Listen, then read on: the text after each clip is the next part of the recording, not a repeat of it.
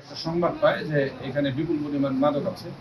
সে এখানে আসার পর সেটা কর্ডন করে ফেলে অফিসার ইনচার্জ টঙ্গী পশ্চিম থানা জনাব মোহাম্মদ আরিফুল ইসলামকে সংবাদ দেয়। তার ভিত্তিতে অফিসার ইনচার্জ নিজে এসে দেখতে পান যে এখানে বিপুল পরিমাণ মাদক আছে। গণনা করে দেখা যায় 10,500 পিস ইয়াবা এবং 58 লক্ষ মাদক ব্যক্তির টাকা আছে। এখানে 3টি মোবাইল আছে।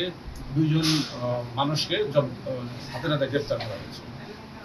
এই সংবাদ অফিসার ইনচার্জের মাধ্যমে আমরা প্রাপ্ত হই এবং ঘটনাস্থলে এসে দেখলাম এর কোনো সত্যতা আছে।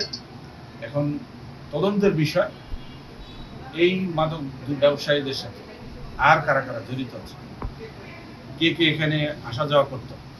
আমরা তোমাদের কিছু প্রমাণ পেয়েছি, কিছু চিত্র আমরা হয়তো বা এখান থেকে বিশ্লেষণ করে পাব। মোবাইল আর যে ইলেকট্রনিক ডিভাইসগুলো পেয়েছি এগুলো থেকে আশা করি এই তদন্ত করে আরও গূঢ় রহস্য উদ্ঘাটন করতে সক্ষম। টঙ্গী পশ্চিম থানা এলাকাকে আমরা মাদকমুক্ত করার জন্য ইতিমধ্যে একাধিকবার বড় বড় অভিযান পরিচালনা করেছি।